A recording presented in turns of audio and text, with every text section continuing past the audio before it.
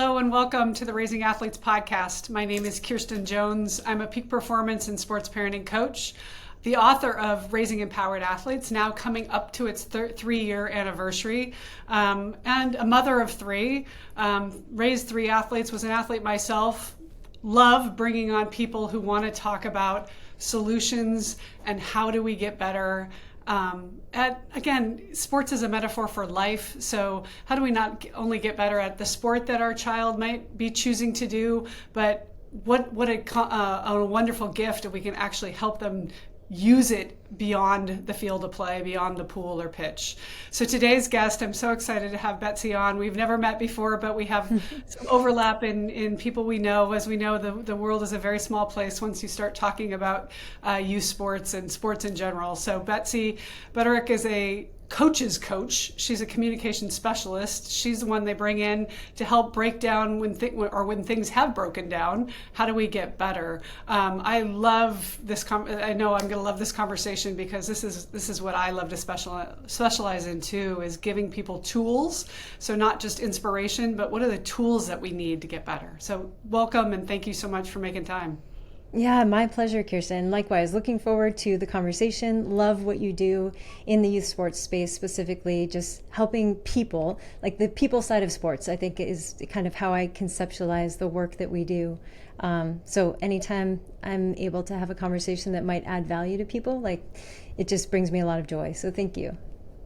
So let's start with you. I know you're going to want to talk about, we're going to give tools to people and we want to talk about your book and everything. But first, I love hearing how people got to where they're meant to be. I think we have a lot of young listeners and kids that are in college, and I have a couple that are coming out of college and they don't know exactly what they want to do. I like to say life is not necessarily a straight line. But it's interesting to hear. Some people knew it when they were 5 and that's what they went and did. And then others have a little bit more of a curvy path, like me. Yes. But we eventually figure it out, right? So could you share your background, where you grew up in sports, what your experience was and how it kind of led to what you're doing now? Yeah, I'll start by saying I have the coolest made-up job of anybody I know. And I'm constantly in both awe and gratitude for being able to live that life. I started playing sports when I was 3, so I started with soccer.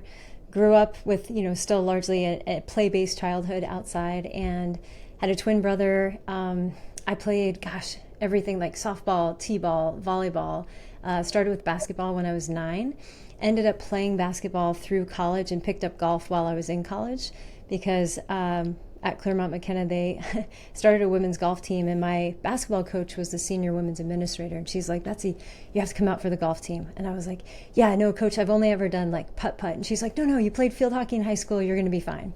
And by fine, it meant I was probably 30 or 40 strokes worse than the best golfer on our team, but my pace of play was good enough. I just jogged between hits, and so they let me play.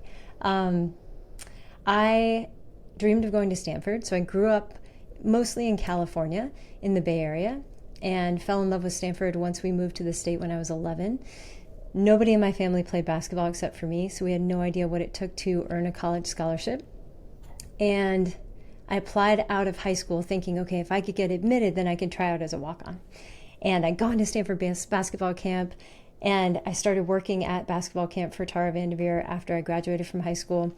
I got rejected from my first application, and I went to a local junior college, played there for a year, attended the Honors Institute, applied a second time, got a second rejection with a very nice note from admissions saying, Elizabeth, we realize you've applied twice.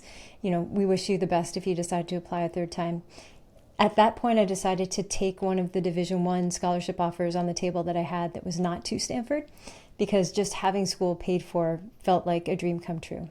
So I played a year out at UMBC in Maryland, and then quickly realized that what I really wanted from my college experience was a different academic setting.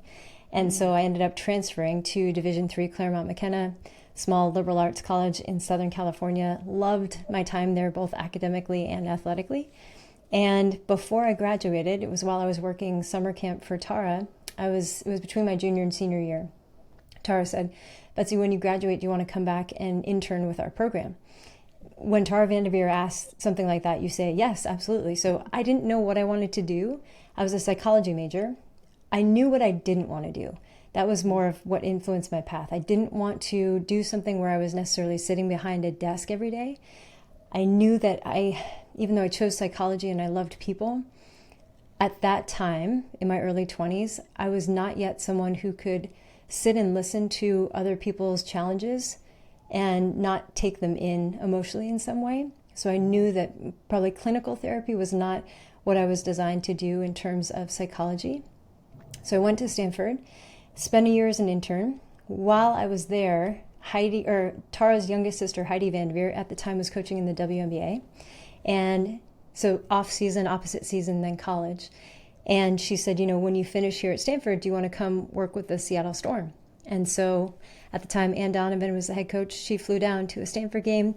I had an interview in the back hallway while folding towels, and they said, yeah, you'd be a great fit. And so I went from Stanford to the WNBA. In Seattle, the University of Washington took on a new women's basketball staff. I got on there. And then Heidi got out of coaching in the WNBA back into college, becoming the head basketball coach at Occidental College in LA, asked me to come be her assistant. I worked with Heidi for 4 years at Occidental, and then she took the head coaching job at UC San Diego, and I went with her. I was with her there for 3 years, and I would have stayed Heidi's assistant for life if not to step away from coaching to do the work that I do now. So I coached with Heidi for 7 years. We won 5 championships in 7 years at 2 different institutions. And we did it because we really focused on people, making sure that the players felt seen, valued, and appreciated, regardless of skill level. And it was so much fun. And I know, again, I lived in like this beautiful, tiny apartment 3 blocks from Windansea Beach in La Jolla. Loved what I did. And then decided to step away to try something that I thought could really make a difference. And that's always been most important to me is making a meaningful impact. So I stepped away to start coaching coaches, which I began in 2011. That was when I found out that coaching was something that existed outside of sport. And as soon as I learned that that was a thing, I thought, yeah, that's what I feel most called to do, but I want to put it back into athletics because that had been such a home and support for me throughout my entire life. So I started coaching coaches and was doing that while coaching college basketball for about 3 years, and then reached a point where I didn't feel like I was giving my best to either because my focus was so divided. And so stepped off to coach coaches and then accidentally fell into this communications specialist role because coaching happens through communication, through language. And as a coach, I learned and then observed at all different levels of sport that a coach's ability or inability to communicate and connect with the athletes on their roster very much influenced not only the development of that individual, but the success of the program. And so I thought, gosh, that would be a really cool inflection point to work with people on their communication, to shorten the distance between intention and impact, and in doing so, help possibly improve the quality of experience that athletes have across sport. That was a very long answer to your original question. I love it. I wanted to interrupt like 10 times because feel free at any time. No judgment here. My son just graduated. He started at BU, played basketball, and then finished at Claremont McKenna. Oh, no way. Oh my gosh. I loved Claremont. Yeah, right? Proud alum for sure. Went to the grad school, and if you don't know Erica Jasper Perkins, their AD now, yes. I need to introduce you. She's amazing. No, she's great. Yes. Yeah, you know her. Okay, great. That's awesome. Yeah, so small world as we are finding out. So fun. I love how, because I feel like when we look back on life, some things are like, oh, straight line. Like, oh, of course you went from here to here to here to here. But the fact that you were willing to show up at Stanford, and I too, from Missoula, Montana, wrote a letter to the volleyball coach at Stanford, and I wish I would have kept it. I got a very nice rejection letter back, which probably would have been him, like, they're there, like, you're a little girl from Montana, we don't take many from cute. Them. Bless your heart. Yeah. But there was something similar to you, just the curiosity of, I wonder, what could happen. And the fact, and I did go to a 5-star camp that Tara was there coaching. And I remember even then she was, and that was earlier in her career. This is late 80s, and her being such a, legendary coach already, or being very well known. So getting to be around those types of people, I'm sure, was super influential in how you grew. Yes, and cool story. So later this month, I'm headed back to Stanford because the new head coach following Tara, Kate Pay. Kate Pay's mom was my English teacher in college, Ann Pay, and I grew up watching Kate play at Stanford. So it's another full circle moment for me to be able to go back and now work with a program that had, and the place that had such a big impact and influence on my career trajectory and also, who I've become over the years as a person. Amazing. Oh, so fun. So let's get into communication and what does it take to, and I don't have a specific, let's just see where we go, but like I get brought in on teams in high school, mostly high school teams. I mentioned to you, our club teams. So 15, 16, 17 years old. And usually there's a theme around communication, trust, and how do we have a big goal. We want to go to JOs. We want to be the champions, but we're having breakdowns happen. Where is your usual entry point into helping a team that has a young coach? Usually, a lot of kids are, you graduate, you were a great player, here's a whistle. Yeah. Or here's a roster of 14 and 28 parents to go with it. Good luck. Yeah. Oh man. And I know it happens a lot in basketball. I'm not sure how frequent it is among other sports, but a great player does not necessarily a good coach make. And yet we think like, oh, you're super skilled, here's your whistle. And it's like, no. So often what I see from coaches who were put in that position is that there's an expectation that the players they are coaching are like them, that have that high drive, that work rate, that motivation, that desire to be exceptional. And that's not always true. And it often becomes a point of frustration for both the coach and the athletes, definitely the parents, if we're talking about high school and club levels.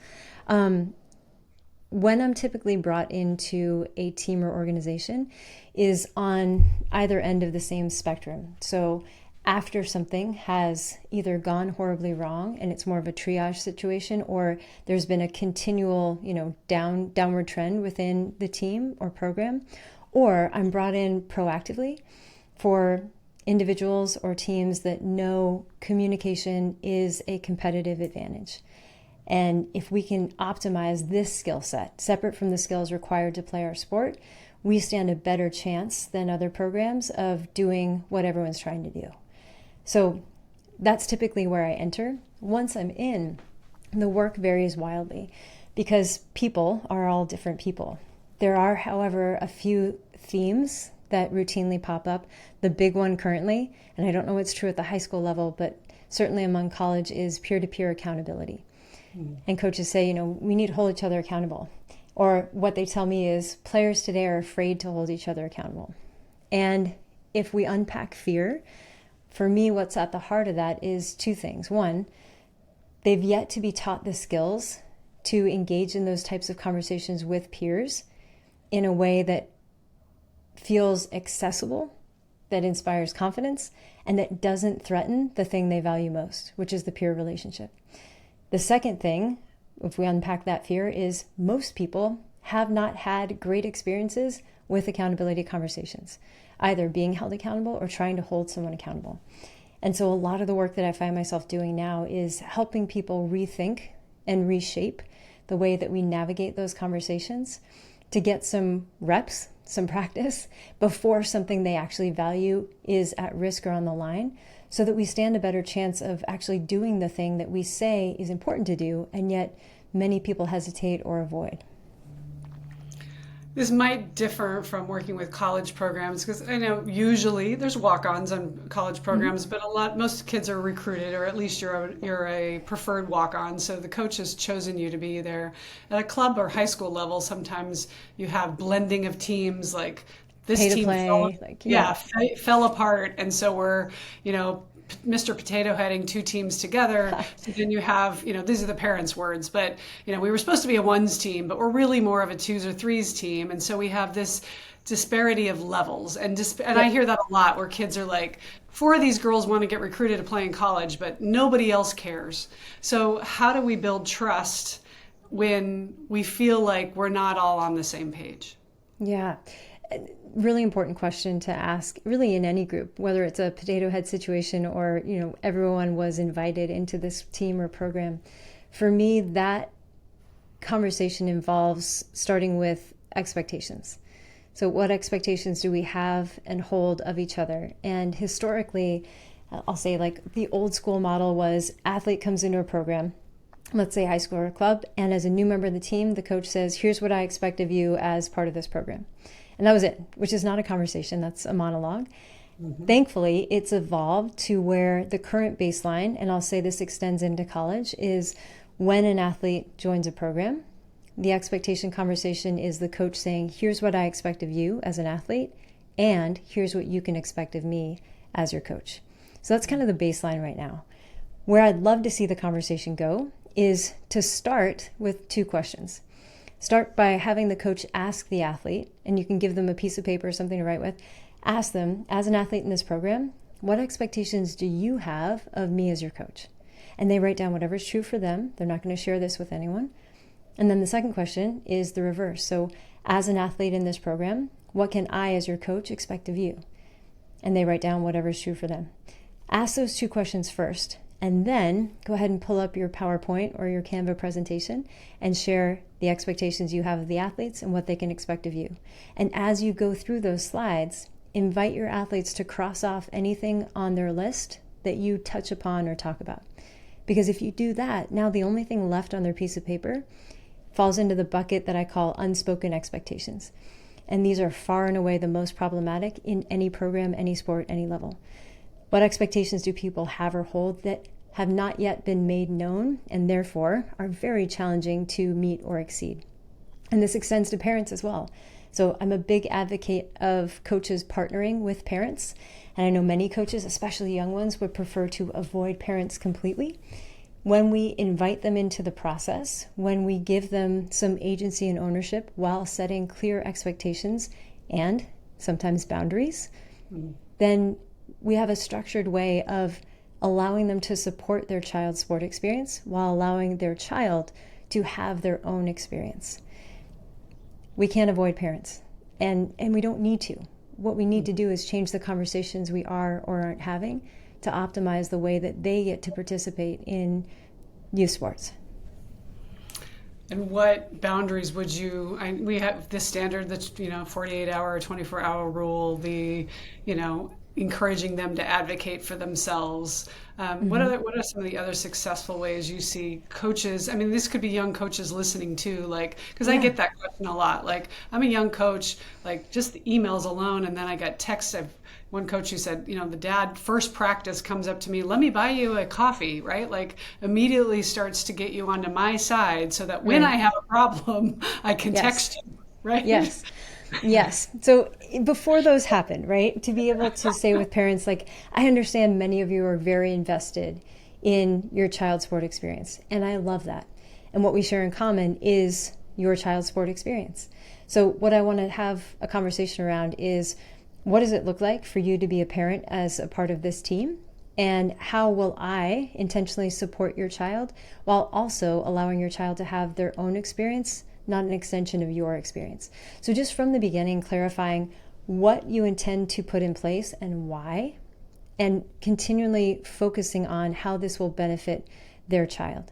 Because that's the thing that you uniquely share in common. You want what's best for their kid, they want what's best for their kid. Sometimes we have different ideas about what best is, but we still have that commonality in place. Things that I find important or helpful for coaches is, you mentioned that communication, right? The emails alone, and then there's the text messages. So be really clear. What type of communication is best for what type of information? So maybe you've got a group thread and it's text message. Most programs have some sort of thread like this. Use that primarily for logistics. So practice time has changed to this, please wear this, bring this, the tournament dates, etc. And then maybe email is for a specific type of communication, especially between the parent and coach. Set parameters around texting. If you text after this time in the evening, please know that I'm not likely to respond until this time the next morning. And then hold that boundary, because when you make the exception, now you've opened the floodgates and you need to reset the boundary. So letting people know what to expect from you. And this question, for a young coach, for an experienced coach, if there's one question that I feel is very important for coaches to reflect on, and then the answer which to share with their parents and their players, that question is, what do people need to know or understand about you in order to be able to interpret you correctly most of the time. It's never going to be perfect, but what's the most important thing that people need to know or understand about you to interpret you correctly most of the time? So that when you are your authentic self as a coach, let's say you're very passionate, it's not misinterpreted as angry, let's say, especially with women or body language, like tell people what you're about and what they can expect so that they have a better chance to interpret you correctly.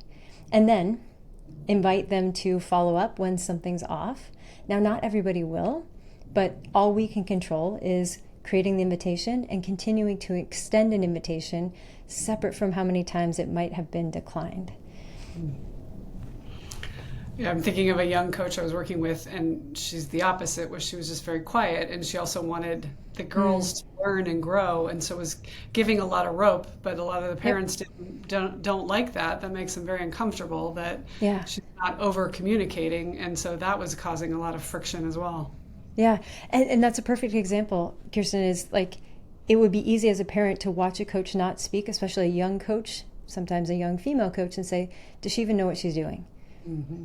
When it's likely she does know what she's doing. She's intentionally creating space for the athletes to co-create their experience, to learn and grow and participate without her feeding them the answers. But if the parents don't know that, then they're going to make their own judgments, create their own narratives in that space. That's something that we can control as a coach before that happens, to be able to say, hey, at practice, you're not going to see me say a lot.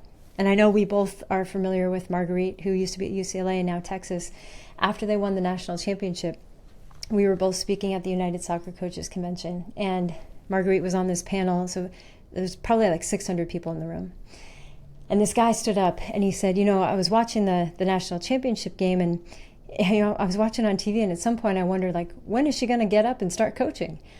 And it was like, oh, this asshole, right? Like, it was just like, what are you doing? And she handled it beautifully. She said, in our program, if we've done our job as coaches in the days leading up to a match, the players know exactly what needs to happen. They're the only ones that can play the game. They're the only ones on the pitch. And so we give them that authority to make decisions.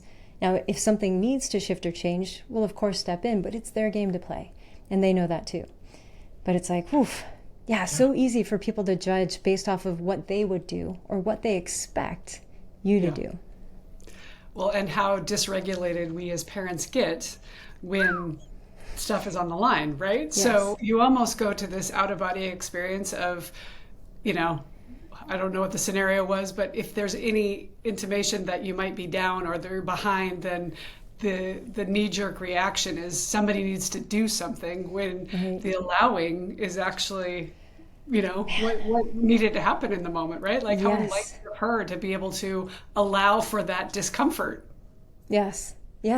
And I think I was reading an article recently, and I don't remember the source, but it was talking about how safetyism was the term that they were talking about, and how in trying to make things safer for our kids, we have prevented the development of things like resilience. Like, we don't play Red Rover on playgrounds anymore. We took out, dangerous playground equipment. Like, we did all these things to increase safety, but in increasing safety, we've decreased risk-taking. We've decreased failure recovery, because kids aren't having the same risky play experience that they used to have. Now, some parents will say that's a good thing. And some coaches will be like, gosh, I wish they had more, frustration tolerance, because they haven't worked through hard things frequently enough to be able to do that in the moment in their sport. I was just at the Aspen Institute's Project Play event last week in Boston, and they were having that same discussion, because ACL injuries have doubled in the last 10 years. And what we're conflating is they're doing too much. We need to keep them safer. But it's actually overuse injuries and repetitive, they're only doing one motion, which is causing the breakdown of the body. Whereas, and that was some of the advice, was let them jump out of the tree, which is what our parents did. And of course, you're not encouraging them to jump off a branch, but the idea that we went outside and our parents didn't know what we were doing allowed us to explore, which then gives you the curiosity, which will then give you the confidence. The confidence. Yes, the courage. Absolutely. And I think now as a parent, and my daughters are 5 and 3, And just the other day was the first time that our 5-year-old climbed up into this tree in our backyard. And when you said, like encourage them to jump out of a tree, my initial instinct was like, no, because like you're very tall for your age. You're very like, you're not very like muscle dense, and you could definitely like snap a bone very quickly. So I think that's a great question for parents who are listening to reflect on is, where am I most uncomfortable in my child's sport experience? And what is that really about? And is this mine to fix separate from them? Because I think a lot of parents think with great intention that they're trying to fix something for their kid, when that same thing isn't really broken for their kid. And if it is, perhaps not fixing it allows their kid to learn how to fix it themselves. And it comes up so often, like just because we can doesn't mean we should. And I read at one point in early education, it's like the only thing I learn when you do it for me is you can do it better than I can. And that you don't believe in me. Yeah. You don't think I can do it for myself. Which parents be like, no, of course I believe in you. It's like, then let me try. Yeah, then let me try. Then let me fail. Like, oh, how hard is that? Yeah. Yeah. And again, being a parent of 3, I understand the pain, but I had a woman calling this week saying she's trying to forecast where her 13-year-old should go to high school in 2 years because he wants to play baseball in college. Yep. So if you could just give me the answer to that, because Yep. Great. because that's what's going to make us happy, because he said he wants to play in college, and a little tongue in cheek, but he doesn't know what he wants for dinner. So he really doesn't know what he wants to do 5 or 6 years from now. That's wonderful that he has dreams. And again, I was that kid too. And he may want to, and he may have the skill to, and he may be healthy enough to, and he may, those things all may work out. And as a parent, I think your job is to help set the table and allow the buffet to be out there so that he can pick and choose and give him options. But to only say you're only having mashed potatoes for the next 7 years because that's what's going to get you to this stated goal that may or may not be an option. It's very limited. Yep. Yeah. And it's, again, like that, the intention impact thing. It's like, of course you want your kid to have a great experience. And if they say they have this dream, you want to do everything that you can to put them on that path to achieve that dream. Because then your kid's going to be happy. And every parent wants their kid to be happy. And when you say, if you just stopped a 13-year-old who wants to play college baseball, there are so many places you could play college baseball. And I think that's one of the detrimental things that I see frequently about youth sports, especially club sports, is it's Division I or bust. And now with NIL, it's like you need to, be your brand. You need to chase the bag. You need to go to the school with the best resources to be able to pay you the most amount of money. Doesn't matter if you really like the coach or not, or even if you really like your teammates, like go get the exposure, go capitalize on the investment we as parents have made in your sport experience up until this point. And it steals so much of the joy, especially at an early age. When a kid is concerned about, am I good enough to play on a college roster? And when they think college roster, typically they're not thinking Division II, Division III, NAIA, junior college. They're thinking big time Division I. And then that sorts itself out as they get older and closer to college age. But until then, just that pressure alone of I have to be great, or if I don't do this well at this age, then I won't get this opportunity, and. Versus, hey, like I love this sport and I'm going to keep developing this sport because I'm curious about what I'm capable of. And at the end of the day, we'll see where that lands for me. Like just having, even from a coaching perspective, a club director perspective, to be able to say, we are here to develop these athletes to the best of their ability. And if you have a goal of playing after high school, we want to help you achieve that. And there are a variety of options that can make that possible, not just one. Yeah, I see that a lot. And it puts so much pressure on young athletes to the point that by the time they get to college, either they're burnt out or they've lost the joy from their sport. Or they just want to relax now because they finally got into a college program and their parents will get off their back. And now what? And it's a false Everest because now I reached the top of that 100%. mountain. Now you just put a new mountain in front of me and wait, I thought I reached it. I thought I got to the summit. Oh, no, Where's no. my Sherpa? Yes. Now you're at base camp, honey. Yeah, that sounds like a book title. Where's my Sherpa? Yes. So another scenario I get a lot Yeah. is very high academic, or I mean, just driven kids who are very, and you get the parent who says, and again, we're all proud of our kids, it's the most egoic thing we can do is, my progeny, I've created this beautiful child and I want them to have the most, the best of everything, which totally I get that. But what happens is they're very good at what they did at 5. And so we've put them, we've paid for the coaching, we've got them into this place. Now they're 12. But she's starting to feel not enough. She's starting to feel like, I mean, essentially what's happening is puberty's hitting and kids are starting to grow at different rates. They're throwing up on the sidelines, or they're hyperventilating in the car, or they're starting to say things like, can dad not come anymore because, he's yelling at me in the car ride home, or maybe even worse, he's not saying anything to me. Yeah, yeah. Oof. And I see a later version of this often when I'm speaking with college age athletes. I had one gal, a volleyball player, tell me, Betsy, I've talked about this with my therapist. And first, I love the number of young people that are actively in therapy before they, quote, need it, because they understand it's a healthy tool to have. She said, I've talked about this with my therapist, but I really only feel like my coach cares about me if she yells at me. And her coach is not a yeller, but she played club volleyball for her dad for 9 years, and he was a yeller. And she knew her dad loved her, and he yelled at her. So she only feels that quality of care, that love, when a person in position of a coach is yelling at her. And so, like, the different ways that, first of all, like, I love that phrase, like, I love to watch you play, right? So it's like, separate from skill, ability, like outcome, just I, as your parent, love to watch you play, period. Not I love to watch you hit home runs, or I love to watch you score. Just I love to watch you play, right? And then those car rides are so, so, so important. And again, we don't know what we don't know, but the kinds of questions that we ask absolutely influence what our child interprets as mattering to us. And so often with young athletes, especially those that are good and that are competitive, is over time, they start to equate performance to attachment. Like, my dad, in the example you gave, only really loves me or is really proud of me when I do well. If I don't do well, then I've embarrassed my father, then my father won't talk to me, won't love me as much. So now I have to do well. So even though I'm not a ball hog, I'm going to be in this game because I didn't perform well in the last game. So now I need to prove my dad that I'm worthy of love.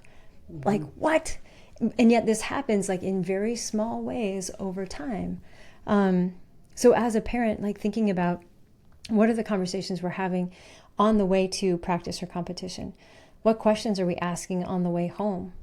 Do we change how much we talk or don't talk depending on our child's performance? That alone can be a great indicator. Now, some parents will say, well, Betsy, if my kid has a bad game, they don't really want to talk, right? That's okay. Then the only thing you say is like, hey, I know you might not want to talk right now. If that changes, I'm here. That's it. I love you. Like, end with that. That's it, right? We don't need to fix it for them. What they benefit from so much is our support, like being in it with them without trying to fix it or change it, to be present in success and failure in a similar way. Yeah, and I think about all the time, and I catch myself doing this on the playground. Like when my kid does something new, I'm like, oh, and I want to say, I'm so proud of you. And then it's like, how did that make you feel? Like, are you proud of yourself? Like, and it's like, I'm still always constantly working on this because I don't want them to do things to make me proud. I want them to make themselves proud. But that's a lesson I have to learn first. Yeah, that is such a good point. Because I think we in this generation are been trained that we're supposed to be positive. And so we are always reinforcing. And even if you're like, oh, I love the effort you gave, but it's always this, over positive, keeping everything positive also isn't necessarily what they want to hear. Like, right. We need to be honest with them. They're not, and they know when they played well, they know when they didn't play well. But my son, my oldest, was in therapy for a little bit after, he was kind of went through a rough spot with college D1 basketball and broke up with a girlfriend and like everything. And the therapist told him, he's like, oh, well, you were probably just given too much positive reinforcement as a child. And I was like, oh, excuse? Yeah. Wait, but what? Isn't that what I was supposed to do? Yeah. Oh dear. Resemble that remark. I mean, but Yeah. it's true. And you're Yeah. absolutely right. Like, how can we be observers and not just, oh yeah, good job, good job. Right, right. Well, and I was reading something again on social media the other day, and it's like our generation is the first to like lean into like we are so much more present and involved actively in our child's life than previous generations, while also reparenting ourselves and our parents. So like we're parenting in a different way than we were parented, and we are more present and active and engaged in our children's lives by like 40%. It was like a huge number of hours that parents today are present with their kid versus, now I know some are on their phones, so they're not really present, but like just in the same space as their child. That positive thing, that's another thing that comes up often when we're talking about communication within teams and coach communication is, we want them to have a positive experience, or you just need to be positive. For me, in part because they do want us to be transparent. Like that's something that we know kids today value is transparency. Now, when I say that in a room full of coaches, they'll say, no, Betsy, I was very transparent with an athlete recently and it did not go well, right? So they say they want the truth, but then they can't handle the truth. What's going on with that? When it comes to positive, what I prefer is helpful. Because if it's helpful, the emotional experience, the learning experience for the kid is typically positive. So if we can commit to helpful, it doesn't necessarily need to be positive. Because sometimes positive feels like a bridge too far. And if positive feels out of touch with reality, then that inauthenticity will cause rejection or frustration or a lack of trust. Your blog on feedback, and I think this is such an important one, right? And how we give and how we receive feedback, and to your point around help. So even just could you flesh it out a little bit more of what's the difference between, well, I was just being honest with them and they just didn't want to hear it. And so we're raising snowflakes and these kids can't take feedback and helpful. Yeah. So the classic example that comes up for me, and this is feedback that I hear from athletes today. Coach tells me what's wrong, but not how to fix it. I hear that or a similar version of that all the time. And when I reflect that back to coaches, what I often hear is, no, we don't. Why would we do that? Like that doesn't make any sense. And it happens in such small moments. And the classic example I like to use is, again, I'm biased as a former basketball coach, but I do think March is the best month. And in March, I have this strip of cardboard that sits on the bottom of the TV so that anytime I turn on the TV and a game is on, immediately I can't see the score. Okay. And I've already turned the volume down. So I'll just spend a minute or two watching. And by body language and observation alone, I'll try to guess which team is winning and by approximately how much. Okay. But in March Madness, there are so many cameras everywhere that are capturing all these little nuanced moments of communication. And classic example, this was not this year, it was last year, an Elite Eight game, a men's game. There was a couple seconds left in the game. It was a tie score. Missed free throw from one team. Point guard unexpectedly gets a long rebound, zipping up the court, and then throws a pass out of bounds because they thought their teammate was going to cut back door and their teammate was actually spotting up for three. And so the ball goes out of bounds, turnover. Now there's 2 seconds left, other team's ball. And the coach of the team that just turned over is yelling at his point guard, "What are you doing? What are you doing?" Right? A of all, that's not a conversation they're going to have in real time. B of all, that doesn't do anything to help the point guard do what's needed next. So rather than saying like, "You can't keep turning it over," right?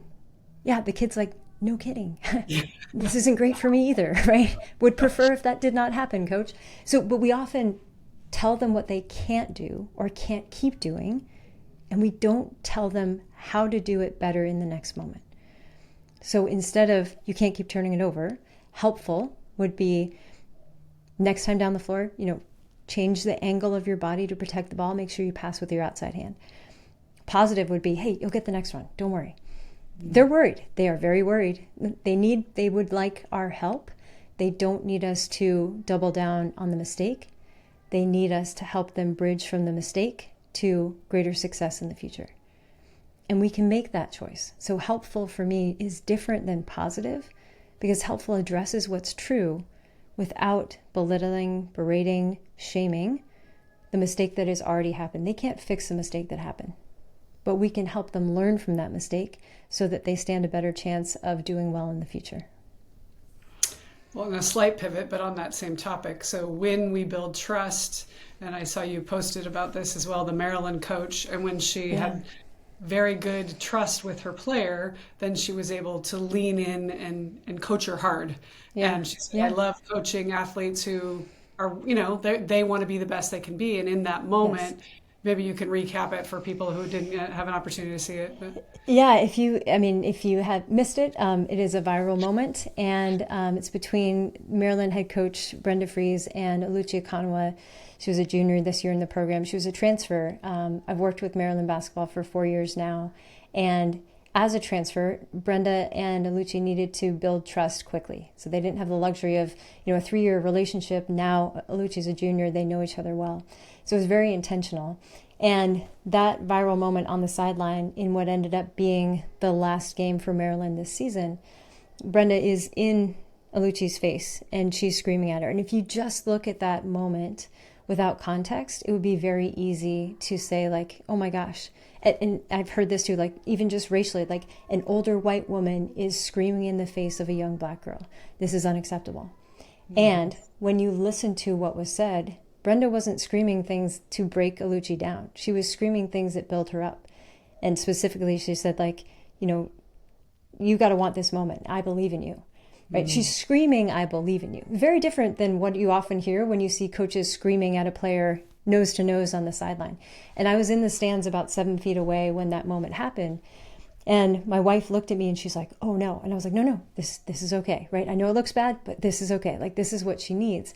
But they had built the trust. They had had the conversations. They had course corrected. There were moments where, especially early on, despite saying I want to be coached hard, when that actually happens, when the rubber hits the road and it's tested, now we need to refine. We're not going to get it right the first time. And I say this to any coach that's still a tough love coach. You can be a tough love coach with kids today. What's required is that you bring the love before the tough. And even when we talk about feedback, I'm just being honest. Brutal honesty, we don't need to be brutal. You can be honest and clear and firm and respectful. You can build trust in those moments of honesty versus, well, if they can't handle it, that's their fault. No, let's teach them how to handle tough feedback. Let's teach them what choices they have when they get news that was unexpected or disappointing. Like, let's be helpful. What was Oluchi's response after? I think there's clips where she gives a press conference where she talks about that moment, but she was only out for, less than a minute, I think. And she basically walked to the end of the bench. She got her water bottle. She'd high-fived her teammates.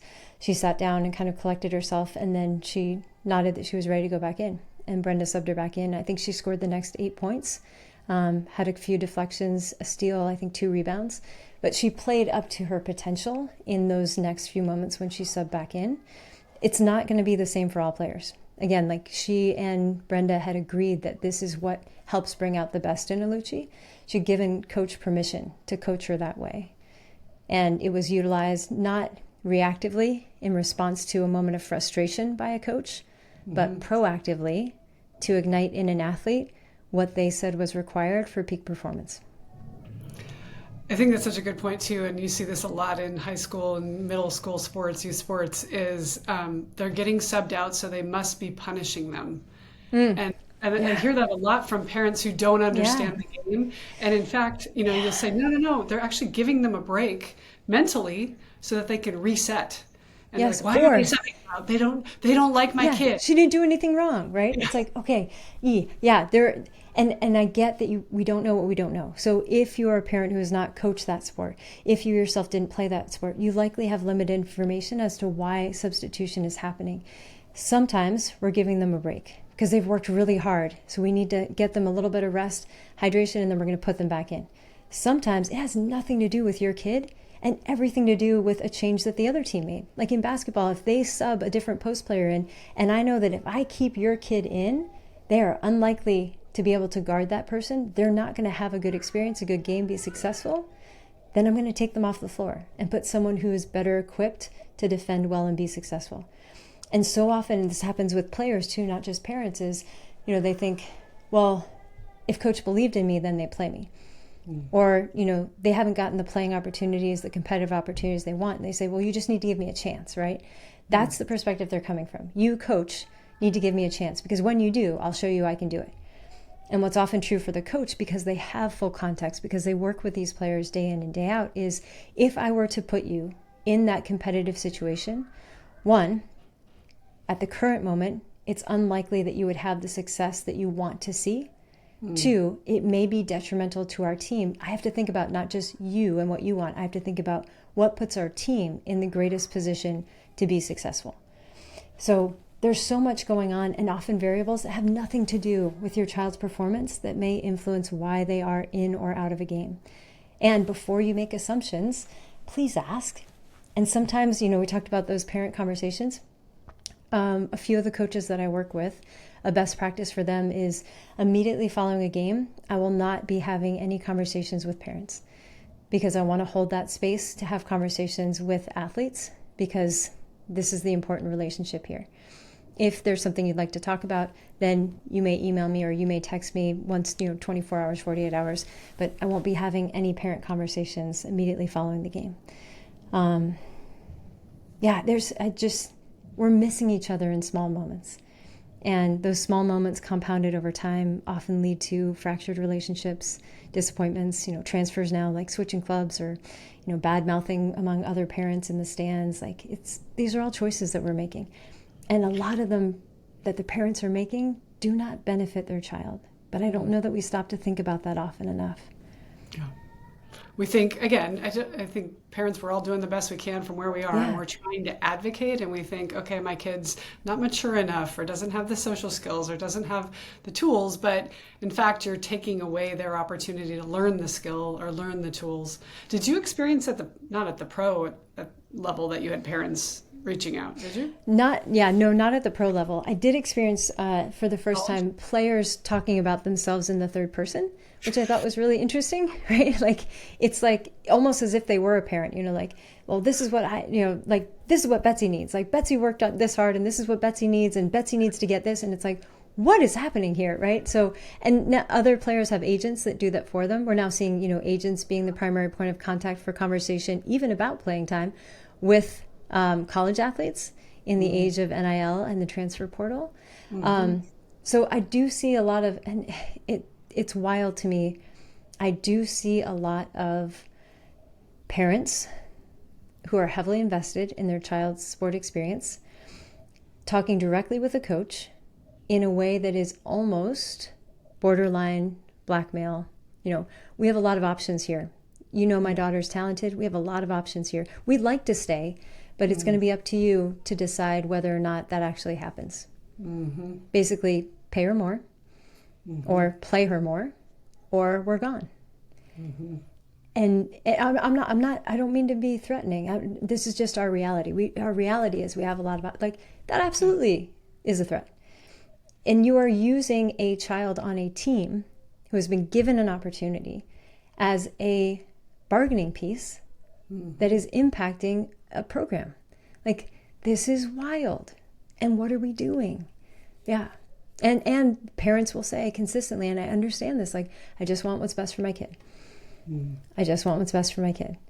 But that's where I argue. It's the parenting ego that's what we're going after, right? It's my ego to say, I've invested all of this. If I don't look good, then it's as much about them as it is about the child. For a lot of parents, the college experience is about maximizing the return on the parental investment. Which again, if that's where we're coming from, that's not about your kid. You say it's about your kid. That's not about your kid. That's about you. And you mentioned that mom that asked about high schools for her 13-year-old. And I think, okay, so picking the high school that has the best baseball exposure doesn't take into account other key levers or indicators for high performance. Does he have a friend group that he feels connected to? How far away is school? How much does he have to travel just to get to practice? Or, what time is spent in the car versus doing homework or, connecting with his peers? because of where practice is located at that high school. Like there's so many other things that like happy kids tend to perform better. Unhappy kids don't perform as well, even if they're at the best school for their sport. So there's so many other factors that we need to consider when we're trying to provide an optimal experience. And high schools now are so competitive that there's a very good chance. I have a friend whose son is in high school baseball program, and they have 48 boys on the varsity roster.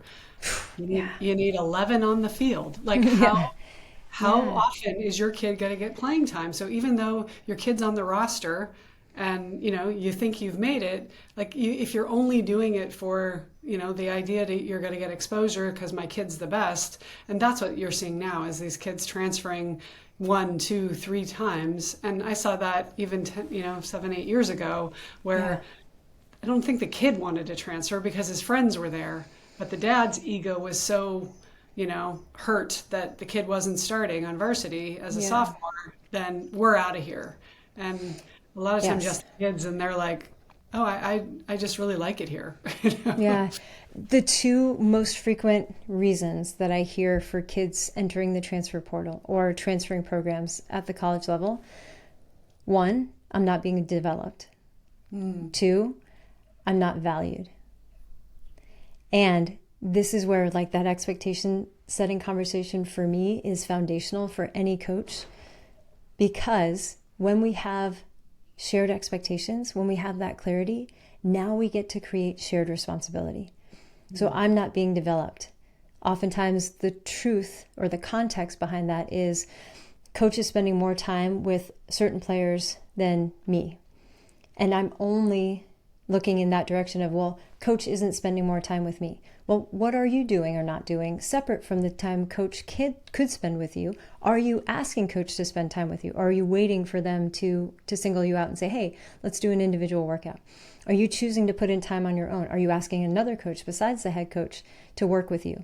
Like, are you creating the best possible opportunity for your development? If you're not, and you're just going to sit back and say, well, I'm not being developed, then that's something we can look at. Same thing, I'm not valued.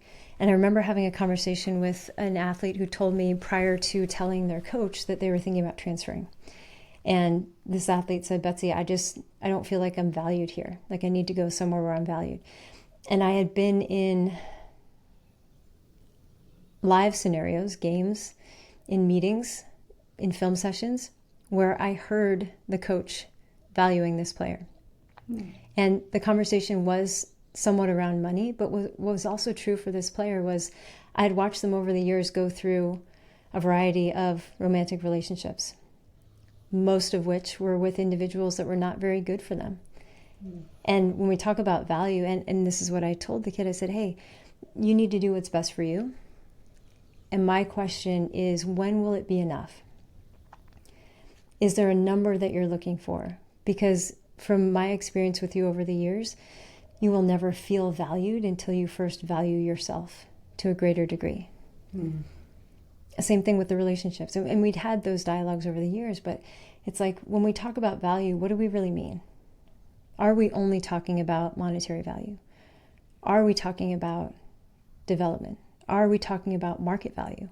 Are we talking about quality relationships, quality coaching, quality friend groups and connections? Are we talking about the value of a college degree from a certain institution versus another institution? Like, what are we talking about when we say, I'm not being valued? What's the unmet need specifically?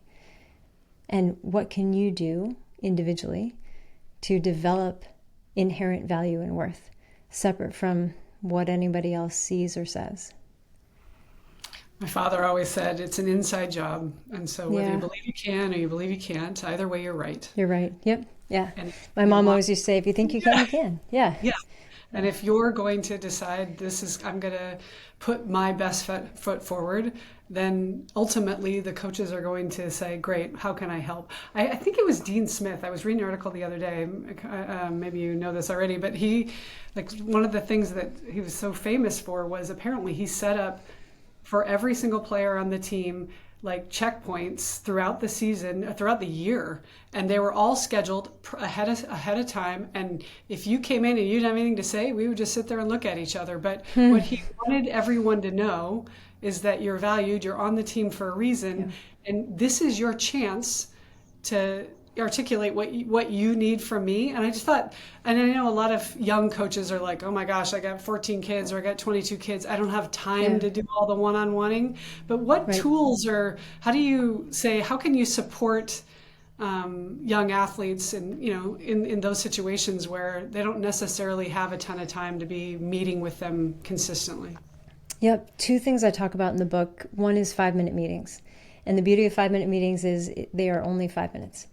And it is incredible the amount of connection you can create, the amount of information you can exchange in 5 minutes. Now, some of the 5-minute meetings we had with players had nothing to do with basketball. Other 5-minute meetings had everything to do with basketball. Sometimes we would let them pick and choose, but we scheduled 5-minute meetings. Because if I do 2 5-minute meetings before practice, 2 after practice, as one member of a 3-member staff, if we're all doing that, now we've gotten through 12 players on an 18-player roster in one day. And it's only taken 10 minutes on either side of practice to do that. But small touches, and that's part of both the challenge and opportunity that I love creatively about the work I get to do is how do I work within what already exists to optimize for the goals of an individual or a team? The constraint that all coaches experience is time. I don't have enough time to have the sit-down one-on-ones, to have the coffee dates, to have the catch-up. I don't have time. You don't necessarily need a lot of time. What's most beneficial is a high level of intention. So, and even how do you do quick touches? So as a kid is coming into the gym or onto the field, are you just saying, hey, or are you setting up for your first drill? Or are you actually using their name? Are you saying like, hey, Kirsten, how's it going? Mm-hmm. Good to see you, right? Like just small things that literally take seconds. Like as you're walking by a kid that you haven't yet welcomed to practice, do you give him a fist bump or a high five? Like, are we being intentional about small moments of contact that make each player feel like they are acknowledged by their coaches? Separate from once we're in practice and they make a mistake. Now I'm only acknowledged when I make a mistake, right? That's the only time coach sees me and it's not my best moment. Yeah, so before anything is related to our sport is happening that day, like making contact, making connection, making it intentional. Another thing that I talk about in the book is feedback forms. And when I was coaching with Heidi, every Monday, each player on our team would get a 1-page feedback form that had 3 sections.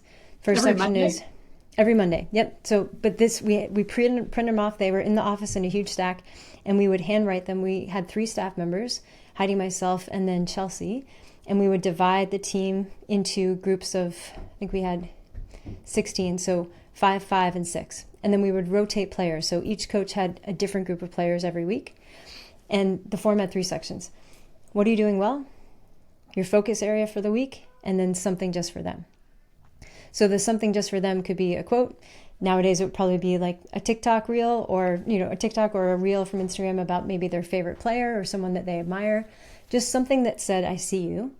Their focus for the week was what they individually needed to focus on for team success. And then what they were doing well was validation of the work they've previously done, the successes that they've had. If a kid every Monday, let's say, had the same focus area for a few weeks, at the end of the season, when they say, well, I'm not being developed, it's like, let's look at your focus area. And we've got the focus area. Here's how we're going to develop you in practice, or the opportunities you'll have to develop in this focus area. And here's at least one thing you could do on your own to expedite your development in that way. Now, if you've got a large roster and if you have a small staff, this could take a lot of time. So space it out. Kind of like you were mentioning with Dean Smith, where it's like, hey, every month you're going to get like a feedback form. And if you want to have a follow-up conversation on it, please go ahead and schedule that by texting us or going on a Calendly link, something like that. But being able to set expectations in terms of feedback, because any coaching any coach, any program, you'll have individuals who request more feedback and individuals who never request feedback. And sometimes it's the ones that never request feedback that complain they're not getting any feedback. And it's the ones that ask for lots of feedback that, man, there's so much you need to work on. We don't have time. I don't have time to focus on your development because I need to focus on the team and work with individuals who are already at a higher skill level because we're in a competition time. And I remember saying to a college athlete who was disappointed that they weren't getting as much intentional one-on-one time or development from their coaches. And I said, I understand you're frustrated, that it seems like the coaches don't have time to work with you one-on-one. And what I want you to take into consideration is that we are not in the developmental part of the season. We're in the competitive part of the season. So your coaches have to be focused on what does the team need right now, separate from what does an individual need. So you can focus on your development, but if you feel like they don't care, it's not that they don't care. It's that this isn't that time to be able to give you what you want. And it's a challenge. And if we don't have conversations about it, it's so easy to turn the challenge into a problem. So the developmental feedback forums are created by the coaching staff. So if you're a young coach, you could create, do you recommend doing them in writing always? Like not on their phones, not texting, not... It depends, right? So I love a written form. Yeah, because maybe that's old school of me. I'm 40, I'll be 43 this summer, but it's like, maybe that's old school. There's a part of me that very much advocates for coaches to have digital equivalents. And we talk about parents. It's like, okay, what's the most frequent information parents request? And instead of coming to you every time they need that thing, can we set an expectation that like all the documentation, all the important forms, all the important information will always be posted in this one place? And if they reach out to you directly for something that you know is in that place, your first response is, have you checked that place? Not giving them the information, or else you're reinforcing them coming to you and not going to the place that you've already directed them to. Part of me advocates for having everything in a digital format so that it could be pulled up, on a phone. And there's a part of me that finds value in giving today's athletes an experience that they may not get a lot of. Like, how many people are actually handing them a piece of paper? And it signals care and intention and time when they get something that's handwritten. You could voice dictate their feedback form. That would arguably be faster. It does, however, lose a certain personal touch, and therefore lacks the connective power that a handwritten note could have. It is more time intensive, but this is where we weigh, and I can't do this anymore without thinking 6, 7, but it's like, we need to weigh what's the cost, what's the benefit, what does this individual need most from me, separate from my feedback. It also signals to the parents, like, hey, we've got this feedback. Another thing that doesn't cost coaches any time, except at the very beginning, is to give each of your athletes a notebook, or just give them a feedback form and they can make their own copies, but provide structure for them to be able to self-reflect after each training session. And make it short, make it specific, allow them to do their own self-reflection to support their growth and development. You can even give it to them beforehand. I love when coaches have, and this is something that I've suggested for a few programs, especially when we've got athletes that are carrying a lot. Maybe they're at a high academic institution or school. Maybe they're just really busy, or they're a multi-sport athlete, is to have note cards or sticky notes even at a certain point near the entrance to the practice or training facility. So when a kid arrives at practice and they've got a lot that they're coming in with from their day, they can just unload it. They just write down everything that is weighing on them and they park it there. It'll be there when they get done with training, but now they don't have to think about it or hold it while they're in practice. And for a lot of young athletes, this feels really freeing, just to be able to get it out. I don't have to talk to anybody. I'm just going to write it down. I'm going to leave it there. So now I can be here, which is really where I want to be. But inviting them to either set an intention and write it down beforehand, or a focus area for that day, or giving them time, even just 3 minutes at the end of practice. 3 minutes, we're going to take out our notebooks and we're just going to reflect on, how did you grow or develop today? What do you want to focus on for tomorrow? My college coach at William & Mary did that. We had check-in every day, and we got to where kids, we as teammates were abusing it. The girls who didn't want to run would be like, okay, have a longer check-in because... Yeah. I've seen that too. Coach, we're still checking in. This is really important for our mental health and well-being. Yes. Yeah. So particularly with women, I think you definitely have to limit. I like that idea of writing it down, because the other thing we know scientifically is I'm a huge journaler as well, and writing it down, that's different than typing it. The brain processes it, and the brain gets a chance. So I always recommend to my clients to even if it's just a couple bullet points, what you're grateful for, what's on your mind, what you want to dump and leave there, is a great way to let go of what's holding you back. And a lot of times when you write it down, you realize, oh, that actually isn't that big a deal. Yeah. Or even reflectively, it's like if I'm writing it down in one place and then I look back, like a month ago, the things that were a big deal then might not at all be a big deal now. And it's just so helpful for creating greater awareness. And that's really what I would love for our feedback to be focused on, is not good or bad, right or wrong. It's about creating an opportunity for an individual to expand their awareness about a certain area of their development. Because it's highly unlikely that people will change what they're not first aware of. So every moment of coaching, whether it's in training or in a game, along the lines of helpful, can I create greater awareness for this individual and or for the team? When you can do both at the same time, that's the sweet spot. So without highlighting this mistake, how do I increase awareness and provide an opportunity for growth in the next moment? And so through your book, which we want to talk about, and you've mentioned a couple of times, but kids these days, one of the things you're saying is, I listened to why you wrote it, and I completely agree. It's like we get this, well, in our generation, we didn't have to go through this, right? So these people who are coaching now, I don't think anybody gets into coaching or teaching because they don't like children or they don't like to help, right? Like, maybe there's one or two, but I would guess most people truly, genuinely want to help, which is why they get into it. But what advice would you have for people who are in it, but maybe they're also, like you said early on, you talked about not really knowing your path forward, but knowing what wasn't right for you. So as a coach, maybe I'm too young to even understand why I want to coach in a certain way, how my people coached me and taught me, influenced my style, right? Like that's a whole nother, I'm sure you spend a lot of time working with coaches on understanding what their style is and what their strengths are. But what advice would you have for, if you're newer to coaching in the first, 10 years of understanding, how do you help those because your point around allowing them to be who they are means you have to understand what you're bringing to the conversation too. Yeah. And this is one of those things that there's so many things we say to young people with the best of intentions, like when they're nervous for the first day of school or the first day of practice or joining a new space. And we say, hey, relax, just be yourself, right? And we say that with such a loving intention. And that requires an individual to first know who they are, separate from who they feel they have to be in that space or separate from who other people have told them they are. So genuine, caring intention, hey, be yourself, like you are enough. And so confusing, especially for young people, to know who they are to the point that they can confidently show up in that way. So for young coaches or coaches that are first, in their few years, you mentioned one of the things. It's like, we often hear, what's your coaching philosophy, right? Why do you do what you do? And same, I've yet to meet a coach that's like, transparently, Betsy, I hate kids, like totally uninterested in their growth and development. So you're in the right profession.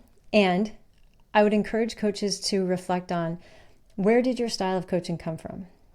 And over the course of a coaching career, most individuals, or even from an athletic career, let's talk about someone who's maybe a year or two into the coaching profession. As an athlete, even subconsciously, you are categorizing what worked for you, what didn't work for you, as you experience different coaches.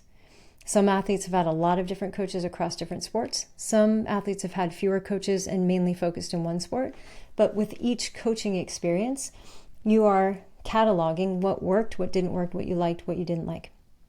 Being able to understand, where does my style of coaching come from?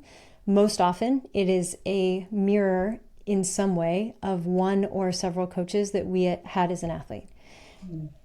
Asking yourself, who is the coach I want to be? Who is the coach this team needs? Thinking about, what athletes do I find most challenging to work with? Or most frustrating to work with? What athletes am I really excited to work with? And listing out those qualities or observations that you know to be true for yourself. That level of self-reflection allows you to better navigate how you can be effective with today's athletes. And I want to be really clear, I'm not asking anyone to step out of their integrity or to be a chameleon. It's unrealistic and deeply unfair to expect one person to be all things to an entire roster of young people. And if we have access to understanding ourselves to a greater degree, it gives us the information needed to be able to make adaptations when beneficial, or double down on what we feel is right, because that's what we believe about ourselves and what we know to be true. But we can't do that. And I often see coaches like, it's like, wherever the wind blows, whatever you need, like positive experience. Yes, I'll be this for you and I'll be this for you. And they completely lose themselves.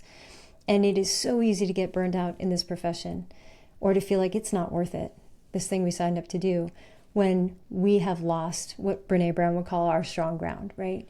So yeah, know thyself. It's a famous quote for a reason. But start with the internal reflection. And then I'd also encourage coaches to ask, with the roster you have within the program that you're coaching, what are your greatest points of frustration? And this isn't limited to athletes. Like, this is also with parents. Like, it's so frustrating when this happens, or it's so frustrating when this happens. Okay, great. Once you've made your list of frustrations, now I want you to think about what's controllable by me to take action on to minimize or perhaps eliminate this frustration from happening in the future. If I'm so frustrated by, the parents complaining about this or asking about this, great. That's information you want to be able to give them on the forefront or set expectations around, so that those kinds of frustrations pop up less frequently for you, or not at all. But identifying points of frustration and then being proactive about tools or frameworks or communication conversations that minimize or reduce, that would be ideal. Because that gives us a better chance of focusing our time and energy and attention on what we really love about the coaching profession. I like the correlation when my husband and I first got married. We're living in Amsterdam, working for Nike, and we finally could afford a cleaning lady, and you're like, woohoo, like we're living large. And then you were like, what if she steals something? And so you would think, oh, your biggest fear is that she would, something would be gone or stolen. Not that we had anything of value, but your mind goes there. And then you have a child and you think, okay, I'm going to leave this person at home with my child. With my child. Yes. And now you're like, steal whatever you want. Just right. Keep the child.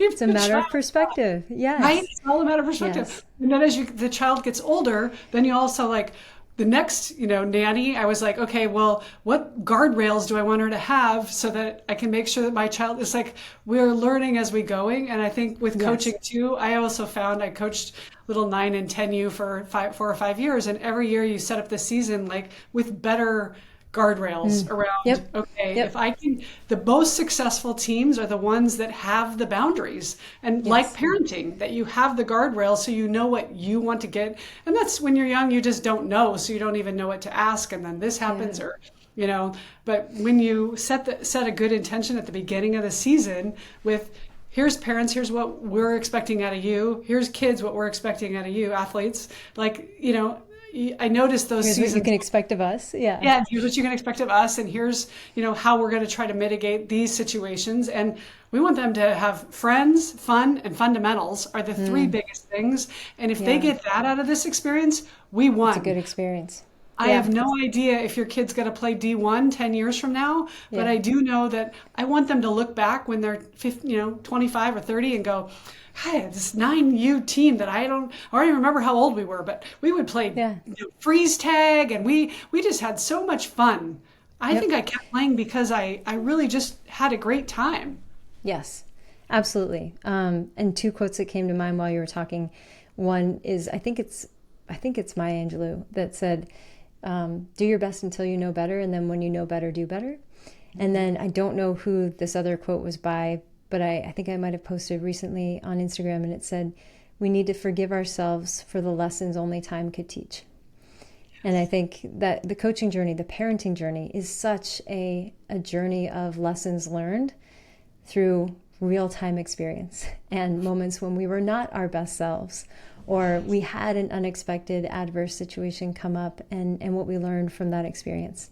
So to all the coaches and parents listening, thank you for giving what you have, for doing the best that you can. I understand both the coaching profession and parenting. It's exhausting. And it's also filled with so much joy. And what a privilege that we get to do this thing. And I think both of you, I loved your opening quote, which your made up career. That's kind of the way I feel about myself.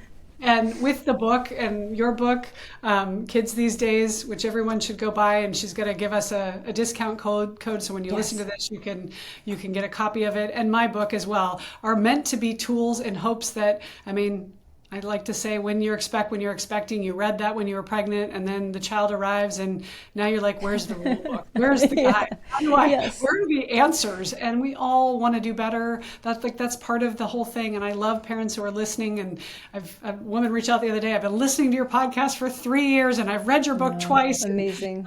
It's so amazing. It just makes me so happy to think that if it's helping, that's the whole goal. So thank you, Betsy, for what you do, because I could talk to you for days around all of these topics, because it's so important. We want our kids to have good, positive experiences.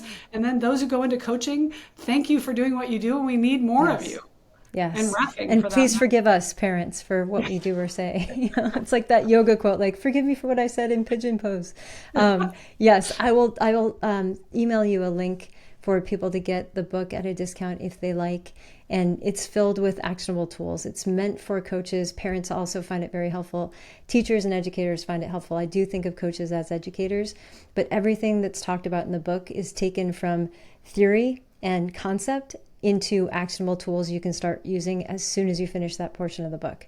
So if you're looking for, I'm not going to say solutions, because I don't know exactly what your unique challenges might be for the people listening, but if you're looking for options to expand your toolkit so that you have accessible things that might be beneficial for you as a coach or a parent or you as an athlete, like, please take it and make it yours. And thank you, Kirsten, for having me on. It's same. I could continue this conversation for a while, but I also know we are both parents and business owners and have other things that we do need to get to as well. So thank you so much for the space to talk.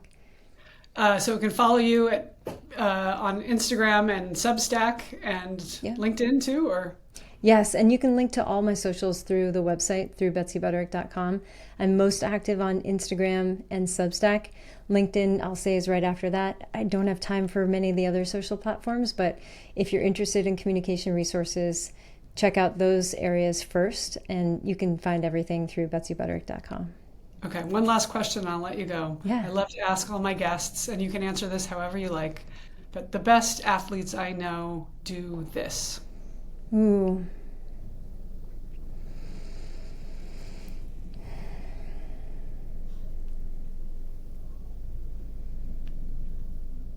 The best athletes I know view failure differently. And that looks a little different for each of the athletes that I'm thinking about. But if you want to summarize and say, like, they have a growth mindset, but they view failure differently. They almost, to the point they get excited about failure. They might be disappointed, but they know that when they fail, they're on the verge of doing something in an elevated way. I had Carrie Walsh-Jennings on a couple of years ago, and she said, I get so excited when I fail because it means I can get better. Yes, exactly. Ooh, that's what it's about. If you look at it that way, wow, what a gift. Yeah. Thank you so much. This has been an amazing conversation. Parents, like, share, ask us questions, reach out and get her book. Having tools, having resources, it takes this parenting thing as a team sport activity, and we all need to support each other. It's a village. Join our village, please. All right, let's do this.